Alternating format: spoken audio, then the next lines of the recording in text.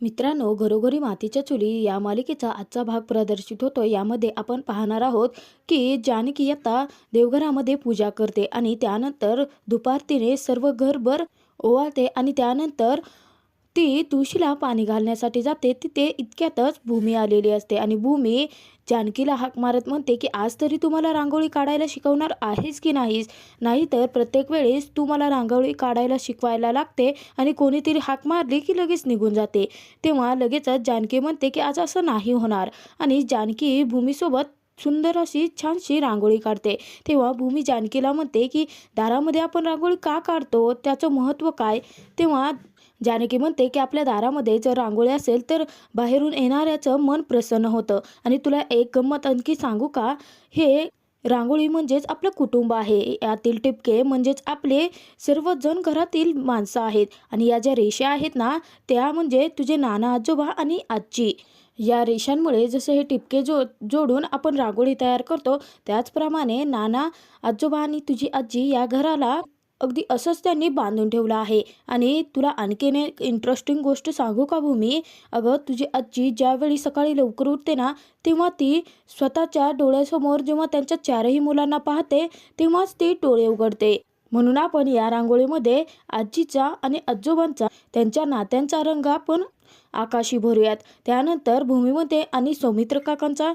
मग जानकी म्हणते की तुझे सौमित्र काका असे डॅशिंग असे हिरो सारखे आहेत ना, त्यामुळे आपण त्यांना मोरपिसी रंग देऊयात. आणि त्यानंतर भूमी म्हणते की सारंग काका तर माझा आवडीचाच आहे, आपण त्याला सुद्धा आकाशी कलर देऊयात, कारण तो सुद्धा सर्वांचा लाडका आहे. त्यानंतर आपण तुझ्या शर्वरी आत्यासाठी लाल कलर देऊयात, कारण ती पण तू अगदी गुलाबाच्या फुलासारखी छान आहे. तेव्हा भूमी म्हणते की मग मला कोणता रंग देणार आहेस तू?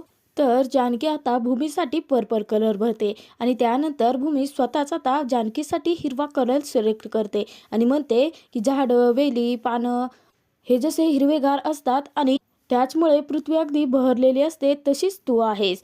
तर जानकी पटकन भूमीला जवळ घेते. तर त्यानंतर जानकी ऋषिकेशसाठी केशरी कलर निवडते आणि ती भूमीला त्याचं महत्त्व सांगत म्हणायला लागते की तुझे बाबा अगदी सूर्यासारखे आहेत.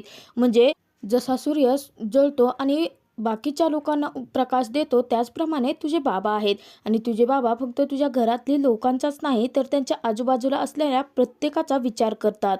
तर जानकीने आता भूमीला घरातील सर्व लोकांचं महत्त्व आणि त्याचसोबत रांगोळीत भरलेल्या त्या कलरचं महत्त्व सांगितलेलं असतं आणि सुंदर अशी दारासमोर रांगोळी काढलेली असते.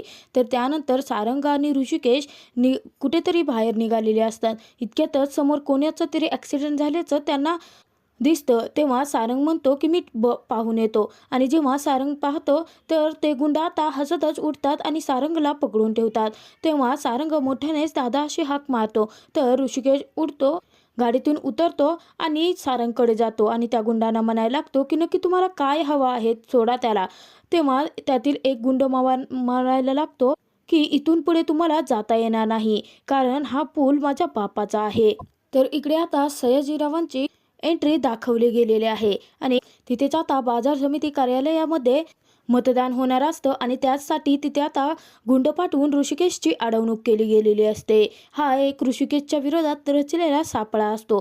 तर इकडे आता सयाजीराव विखे पाटील हे त्यांचे स्वतःचे बाजाराचे भाव दाखवतात आणि लवकरात लवकर शिक्का मारून त्यांची निवड करण्यासाठी सांगतात.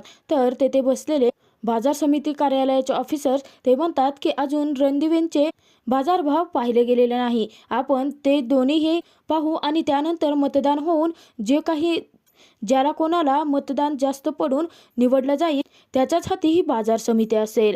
तर लगेचच सयाजीराव म्हणतात की तो नानासाहेब रणदिवे तर इथे कधीही येत नाही, परंतु त्याचा कुलदीपक ऋषिकेश तो कुठे आहे? तर आता बाजार समिती कार्यालयामध्ये चर्चेला उधाण आलेलं असतं की नक्की ऋषिकेश अजून कसा काही पोहोचलेला नाही. तर सयाजीराव आता त्यांच्या माणसांना म्हणतात की तो ऋषिकेश इथे पोहोचणार नाही, याची सर्व व्यवस्था केली आहेस का?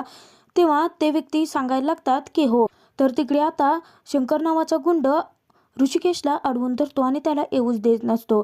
तर ऋषिकेश सतत तेच वाक्य म्हणत असतो की नक्की तुम्हाला काय पाहिजे आहे ते तरी सांगा.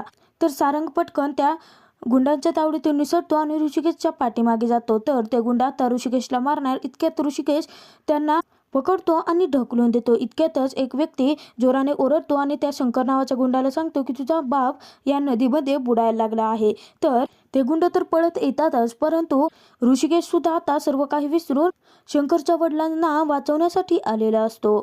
तर तिकडे किचनमध्ये आता आजीने आगावच उठाठेव करून ठेवलेली असते आणि बेसनाचा डब्बा गुलाबच्या अंगावरती सांडलेला असतो. ते दृश्य पाहून भूमी मात्र हसत असते.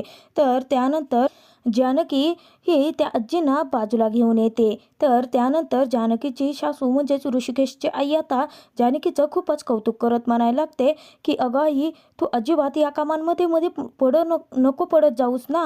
आता जानकी आल्यापासून माझ्या तर हातात कुठे काय आहे हे सर्व काही हीच बघते. तर जानकी म्हणते की अहो आई, पहिली 3 वर्ष मी तुमच्या हाताखाली काम केलं आहे ना, आताची 5 वर्ष माझं मी सर्व काही पाहते. म्हणजे गेले 8 वर्ष हे घर मी सांभाळलं आहे, त्यामुळे कधी काय करायचं हे माझ्या बरोबर लक्षात आलं आहे. तर ऋषिकेशची आई म्हणते की अगदी सर्वांना तू लाडावून ठेवला आहेस, प्रत्येकाला सर्व काही वस्तू त्यांच्या हातामध्ये वगैरे नेऊन देतेस ना, त्याचमुळे सर्वजण लाडावले आहेत. आणि त्यानंतर घरातील सर्वजण कुठे गेले असल्याचे विचारते. तेव्हा जानकी सांगते की सौमित्र भाऊजी तर कोर्टामध्ये गेले आहेत आणि भूमीचे बाबा हे बाजार समिती कार्यालयामध्ये गेले आहेत. तर तिकडे आता शंकरच्या वडिलांना वाचवण्यासाठी ऋषिकेश एक रस्सी पकडतो, परंतु ती रस्सी ऋषिकेश खाली टाकतो, परंतु शंकरच्या बाबापर्यंत ती पोहोचत नसते. त्यामुळे ऋषिकेश खूप मोठा निर्णय घेतो आणि ऋषिकेश बाकी सर्वांना आता ती रस्सी पकडायला लावतो आणि स्वतः त्या दलदलीमध्ये उडी मारतो. तेव्हा सारंग खूपच घाबरलेला असतो. ऋषिकेश शंकरच्या बाबांचा हात पकडतो आणि पर्यंत त्यांना वरती घेऊन आलेला असतो, परंतु ऋषिकेशच्या हातून अचानक ती दोरी सुटते आणि दोघे आता त्या दलदलीमध्ये पडलेले असतात. तेव्हा सारंग खूपच घाबरतो आणि दादा असं मोठ्याने ओरडतो. तर इकडे आता सयाजीराव विखे पाटलांनी बाजार समितीमध्ये खूपच गोंधळ घातलेला असतो. तर सयाजीराव आता बाजार समिती कार्यालयातील ऑफिसरला ऋषिकेशला फोन लावण्यासाठी सांगतात, परंतु फोन लागत नसल्याने आता तेथील सर्व लोक खूप चिंतेत असतात. तर इकडे आता ऋषिकेश वरती येतो तेव्हा सारंग खूपच खुश होतो आणि सारंग परत एकदा रस्सी टाकतो आणि ऋषिकेश शंकरच्या बाबांना घेऊन वर आलेला असतो आणि शंकरचे बाबा आता ऋषिकेशच्या पाया पडायला लागतात, कारण ऋषिकेशने स्वतःचा जीव धोक्यात घालून त्यांचा जीव वाचवलेला असतो. तर शंकरला स्वतःच्या चुकीची जाणीव झालेली असते आणि तो ऋषिकेशची माफी मागत म्हणायला लागतो की थोड्याशा पैशांसाठी त्या सयाजीरावांच्या बोलण्यात येऊन मी तुमची वाट अडवली, तुमच्याशी वाईट वागलो, खरंच मला माफ करा असं म्हणून शंकर आता स्वतःच्याच तोंडावरती चापटा मारून घेतो. तेव्हा ऋषिकेश त्याला थांबवतो आणि म्हणायला लागतो की कोणत्या चिखलात आपण जायचं आणि कोणत्या चिखलापासून आपण दूर राहायचं हे आपल्याला कळायला पाहिजे. तर त्यानंतर शंकरला स्वतःच्या चुकीची जाणीव झालेली असते. शंकर आता तेथील जात असणाऱ्या 2 बायकांना खूप सारे पैसे देतो आणि तेथे त्या बायकांकडून दुधाच्या कळशा घेतो आणि दुधाच्या कळशातून दुधानेच आता तो चिखलाने माखलेल्या ऋषिकेशला अंघोळ घालतो. तर ते सर्व काही दृश्य पाहून सारंग मात्र खूपच खुश असतो. तर इकडे बाजार समितीमध्ये सयाजीरावांनी अगदी उच्छाद मांडलेला असतो आणि तुम्ही हे सर्व काही मुद्दाम करत आहात, प्रत्येक वेळी रणदिवेंना झुकतं माप देऊन आम्हाला तोंडावर पाडता असं म्हणून आता मुद्दाम तेथील ऑफिसरना वेठीस धरून स्वतःचे बाजारभाव फायनल करण्यासाठी त्यांनी एक सापळा रचलेला असतो, तोही ऋषिकेशच्या विरोधात. तर सयाजीराव आता त्या ऑफिसर्सना धमकी देतात की जर आता हे बाजारभाव फायनल नाही केले तर परिणाम खूप वाईट होतील. आता ते घाबरून शिक्के मोर्तब करणार. इतक्यातच तिथे ऋषिकेशची धमाकेदार एंट्री होते आणि ऋषिकेश सर्वांसमोर हात जोडून आलेला असतो. तेव्हा ऋषिकेश त्यांना सांगायला लागतो की काय आहे ना, रस्त्यातून येताना चिखल उडाला अंगावरती, परंतु ज्या लोकांनी उडवला त्या लोकांनी साफही करून दिला आणि माझं तर हे मत आहे की जगात वाईट लोकांपेक्षा चांगल्या लोकांची जास्त संख्या आहे. तर ऋषिकेशला पाहून आता सयाजीराव विखे पाटलांचा चेहरा पुरता पडलेला असतो. त्यानंतर ऋषिकेश स्वतः आणलेले बाजारभावाची फाईल त्या ऑफिसर्सना देतो. तर इकडे आता नानांचा चष्मा त्यांना सापडत नसतो, तेव्हा जानकी तो चष्मा त्यांना देते आणि त्यांना नमस्कार सुद्धा करते.